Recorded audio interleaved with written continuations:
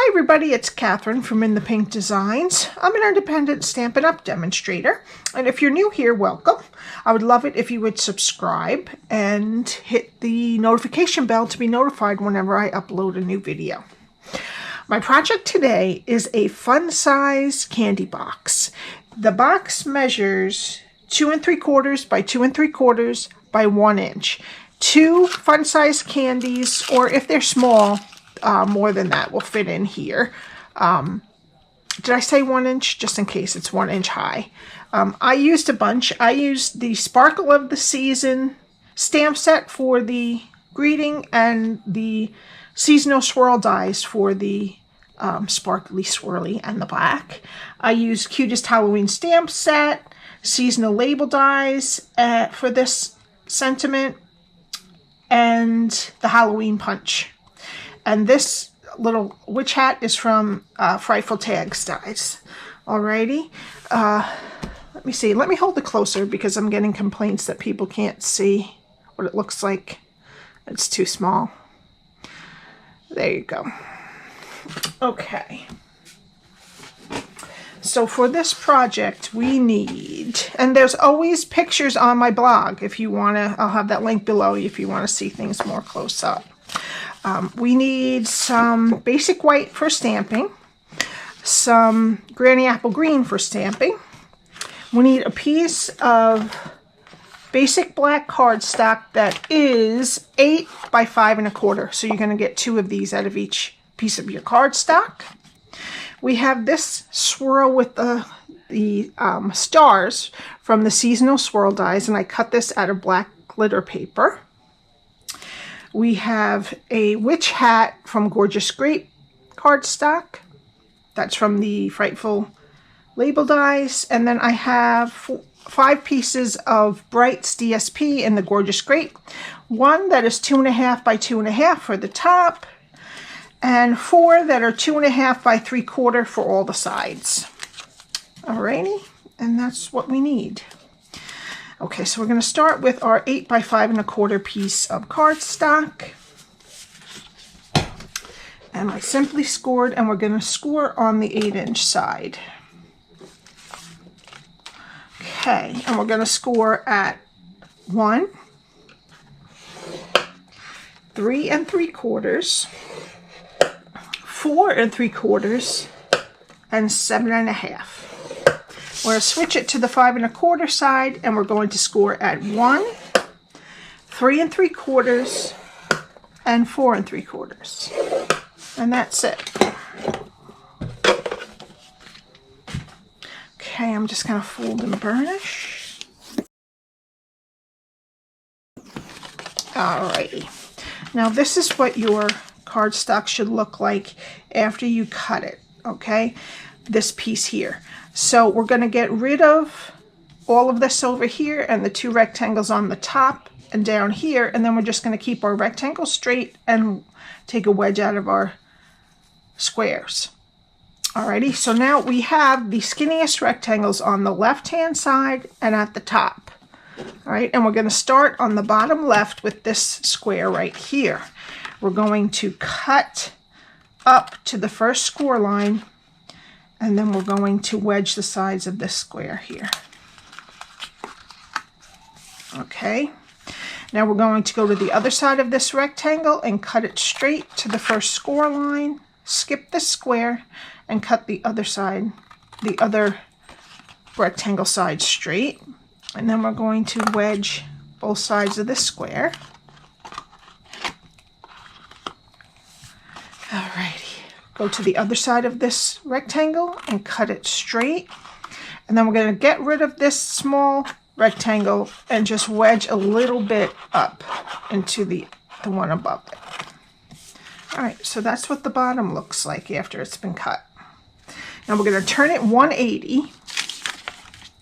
And we are going to get rid of the extra flap, which is the flap that's next to the skinny rectangle on the left. Okay, we have one on the bottom and one at the left.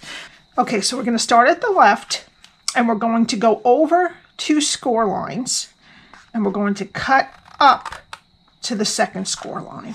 And then we're going to get rid of everything that's on the left-hand side. Just cut that straight right across. Okay?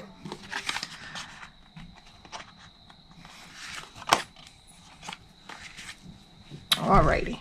Now we have a rectangle and a square. We're going to go to the other side of them and cut to the second score line. We're going to get rid of this rectangle that's on top of the square and then wedge both sides of the square.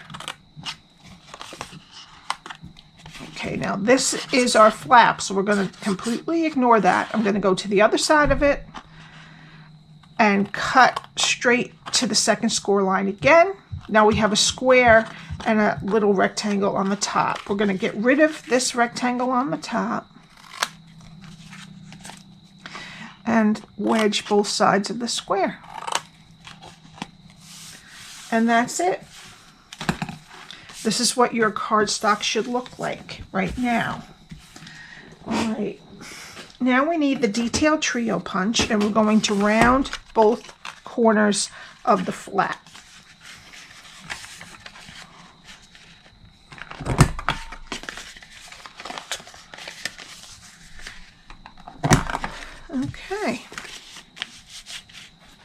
Okay, now we're going to get our tearing tape and we're going to put it on what's left of the side skinny rectangle right up against the score line. Okay, I'm going to use my take your pick tool. I'm going to get that off the backing off. I'm going to flip it over, flip the tape piece over, and then flip this other side to meet it. Okay, now this is your top or your bottom, whichever you like. And we're going to just put that together so that we can flip it over. All right, so this is the back of the box here because that's where our seam is. So we want to put the sides and the back, and now this is where we want to put our tearing tape right here. I don't think you really need more than one strip because this is a small box. Okay, take the backing off and then just make sure when you press it down that everything is nice and straight. Now this one I had open at the bottom. I think I'm going to change that in case the little kid wants to hold it. I don't want it to fall out in case. So I'm going to change the decorations to be this way so that the flap opens up here, not on the bottom. But that really doesn't matter too much. All right, so now we want to take, since I'm not putting any DSP on the back, but you can put another 2 3/4 by 2 3/4, is it? No, 2 1/2 by 2 1/2. You couldn't put another piece on the back. I only put one on the front. But you need a small circle punch. You can do this before you put the box together. And just take a half, not even a half circle, just a piece of a circle so that it's easier for them. Whoever gets it, office mate, child, family member, it's easier for them to open when they see where the little hole is. All right, now we need our DSP. So this one I did, I used the Settles, which is Highland Heather. This time I'm using Gorgeous Grape. And all of the measurements of everything will be on my blog. I'm going to put the piece that is 2 1/2 by 2 1/2 on the front. And then all the pieces that are 3/4 by 2 1/2 on all 4 sides.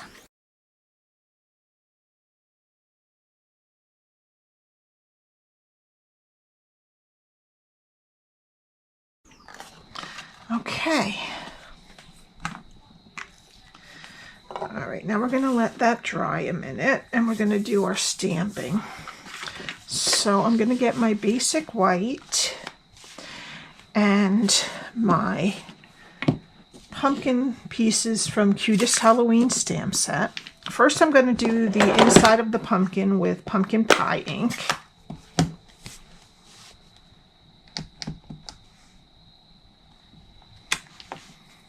Okay.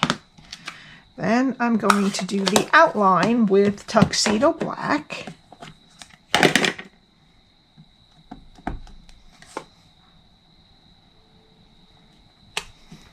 Good.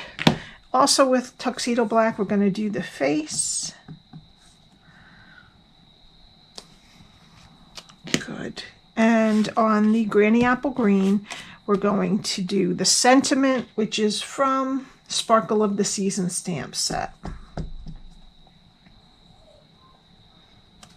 And I already cut this out with the seasonal label die, so we don't need this one.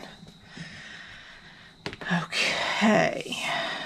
Now we need Flirty Flamingo for the cheeks.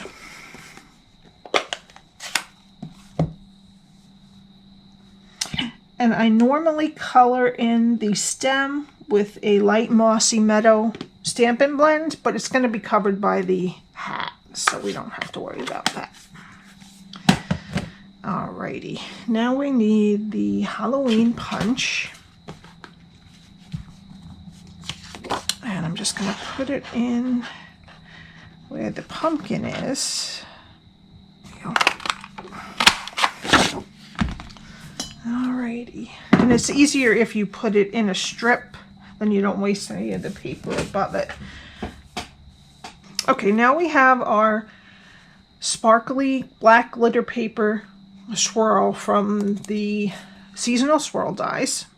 And I'm going to get my silicone mat. I need just any old sponge you have and a little bit of glue. I'm going to flip this over and try to keep it in the same spot so that it doesn't pick up any of the other glue. And I'm just going to pounce it so that the backing gets nice glue on it, but you don't have to struggle, and it's not very thick.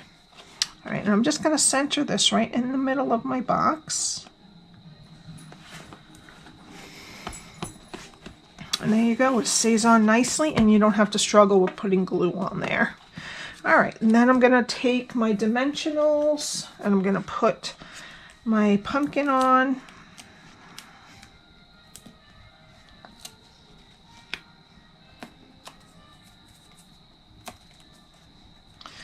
And I'm going to space him so that the stem doesn't quite overlap the top there.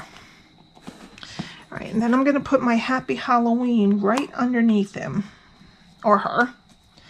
And I think I'm going to use some of my side pieces of dimensionals. Just put that on there like that. I'm just going to put it, make sure that it's in the middle, and just kind of tuck it right under the middle, just the tiniest bit under. You could put it over too, it's totally your choice, which is what I think I'm going to do. I'm just going to have it right next to each other. That's good too. All right. Okay, now for the hat, I'm just going to put a piece of dimensional. You probably could fit a full dimensional on here too, but I'm just going to put a piece right here like that. And then I'm going to put some liquid glue on the brim that I can attach to the pumpkin. Alrighty, I'm just going to put it right on the top of his head, right like that. Alrighty, and we'll put in our two fun size candies. Oops. Also, one of the slap bracelets that I showed you. Let me get them.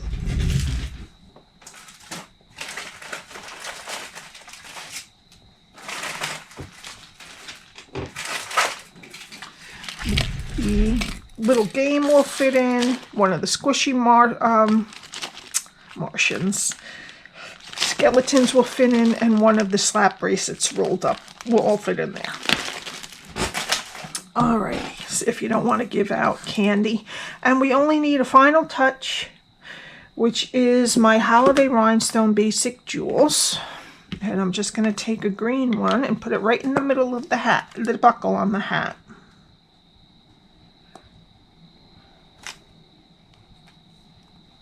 And that's it. It's pretty quick and easy, very economical. You only need half a sheet of cardstock. And if you have any questions, you can get my contact information below. All of my measurements and information are on my blog. And I would love it if you needed any Stampin' Up! Products. My address is right at the top of the screen. Thank you so much, and I will see you next time. Bye!